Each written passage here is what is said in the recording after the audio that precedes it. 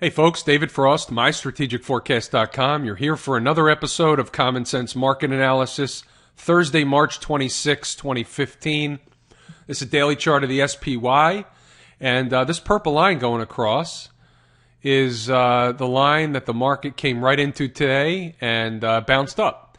And it's interesting because last night in the video, I mentioned that 204, and it's written right in here, 204 was going to be your support right below this low, even number. Came up a little bit from the 203.50 we had in there before. And the low today was 204.12. 12-cent miss. How do you like that? So let's see where we go tomorrow. Here's what I think. I think you may see a little bit back and fill, meaning maybe some testing of the lower numbers today. Not necessarily, it doesn't necessarily have to be the lows, but the market could go lower tomorrow. Who knows? Tomorrow's a wild card, but we are going to begin to get into a bullish phase, and we kind of saw that today. What happened was buyers came in down at 204. The market didn't go anywhere for the rest of the day for the most part after it bounced up, tried to rally, sold back off. In fact, let's just look at the intraday chart while we're here. Okay, so we hit a low, market rallies up, everything looks good, and then we just fade away for the rest of the last couple hours of the day. But that's okay because we finished in the middle of the range, and if you look at it, it all depends on how you look at things. A picture's worth 1,000 words, okay? This is the intraday pullback, and what happened? We pulled back from the low to the high. We pulled back 50% of the move. That's a normal Fibonacci retracement. People will say the market, tried to rally and failed today. That's nonsense. We pulled back 50% of the retracement. It happens all the time, every day. Almost every day. It's constant. So I wouldn't read anything into it, but tomorrow you can have some backing and filling, or you can have an up day. I really don't know what tomorrow's going to bring.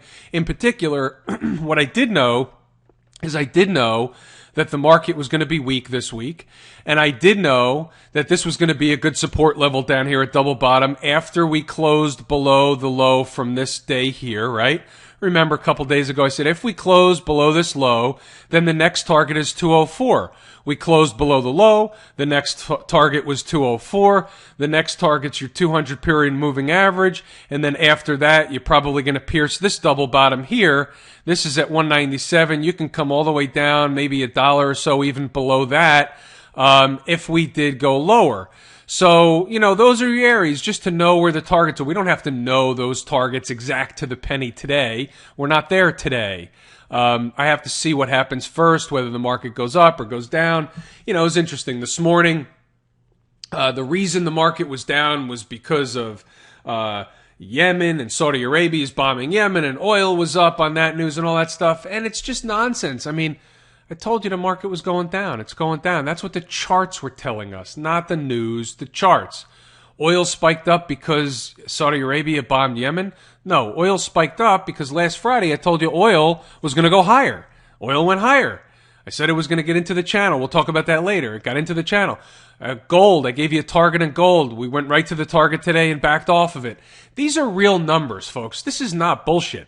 Okay, I'm not playing around here. I'm giving you the goods, okay? And these are real numbers. These are actionable events, and these are areas where you can make money. So, I hope everybody realizes that. I know that not too many people are watching these, but those that are should be, should be benefiting from this stuff. So let me know that you are. Send me, comment under the video. Do whatever you want to do. Let me know that it's helpful.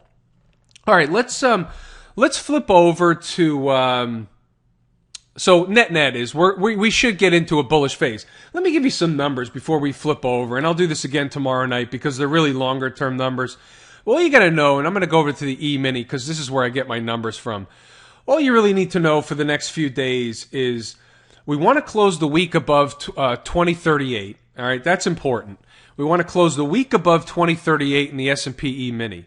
We want to close the month, meaning by next, when's the end of the month? Next, whatever the end of the month is, next Tuesday. Close of business Tuesday. We want to close the month above 2055. Okay, so we're right in that zone right now. So it's very important. The next couple of days are very important because a close below 2055 by Tuesday, by close of business Tuesday, below or above is going to be very important for what's to come in the market. If we close above, okay, then we should have a strong rally over the next couple of months. Close below, we could have some more downside ahead of us before any kind of rally would ensue. All right, let's go over to gold. And what was I talking about before? We're above the down sloping trend line. We got above this. We went out of this line 1, 2, 3, 4, 5 days in a row. Today we spiked up. My target was 12.17. This has been there all week. All right, we're here all week. And the high today was 12.19.50. Okay, $2.50 on a $1,200 stock or equity or commodity, whatever it is. It doesn't matter. All the charts are the same. Okay, so now you can expect that we should see some consolidation. We should see some of the overbought condition work off, and you may see, let's just say $20, $25 on the downside, and that's an opportunity to buy more or get in this market because we are going higher. Where are we going? In the gold futures contract, my first targets after this is cleared is really going to be the 200, but that's not going to be a lot of resistance. The big resistance level is going to be up here at about 1270. Okay, right in this area here, 1270.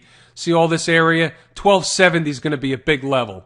All right, so we're probably not going to pause for too long each and every time we do pause until we get to 1270. That's $7 more in the GLD. What does that equate to in the GLD? 122. Okay, roughly. Give or take 50 cents, somewhere in that neighborhood. 122. Okay, that's a big move. So what you want to do is you want to be buying the pullbacks in the GLD. GDX was weaker today, and GDX may be giving you an opportunity to buy it. I'd be looking a little bit lower. I'd be looking at about 1875, and I'd be looking to get into GDX at 1875, and I think you can ride it up to about, 21, 22. Maybe we get into the 200-period moving average. Okay, on a percentage basis, that's pretty good. That's where we are. That's what I can see from here. Let's go over to oil. What do we have in oil? We got back into the channel, but remember, we drew this channel. We began this with the April contract. So if we were looking at the April contract, this chart would look slightly different. But nevertheless, we got back in the channel on this contract either way. And now we stalled out up here. And there may be some more upside. We may have a couple of more dollars on the upside here, maybe tomorrow, maybe not. I don't have any insights into any more upside, so I'm out of this market. We, rode it up from around 46 into the $50 area, 49.5. That was yesterday. And, that's fine. You never know if you're going to catch a top or a bottom, but, I would like to have higher probabilities, and I'm happy making less money with higher probabilities. You know why? Because I sleep better at night that way. Okay? That's something that gives me a little more solace, is having, more higher probability in a trade, more comfortable, feeling like I'm 100% right all the time. I'm not 100% right all the time. Nobody is. But when I go into a trade, I'm 100% right that the trade's going to work out unless I'm proven wrong. And if I'm proven wrong, your first loss is your best loss and you move on. So in this case, oil may have higher to go, but I didn't have an indication for higher prices, so I took the money off the table, and to me that was the prudent thing to do. I don't think there's much higher prices. I think oil comes back in. And by the way, later this year, you're still going to see oil in the mid-30s like I've been saying. You can take that one to the bank. Let's go to the bond market. And we finally had a crack in the bond market, and I'm out. Had a trailing stop in, got stopped out today, 124.25. Basically stopped out at 130, and I'm good with that. Okay, that's a good trade, especially when it was the bond market, which is a very less volatile market, and when you can make that kind of gain in 1, 2, 3, 4, 5, 6, 7, 8, 9, 10, 11, 12, 13, 14, basically 14 trading sessions. Okay, 14 trading sessions to make that kind of percentage from 124 to 130 without really breaking a sweat is a pretty good deal. I'll take that any day of the week and twice on Sunday. The interest rate, we're seeing higher interest rates, which is the inverse of the bond market.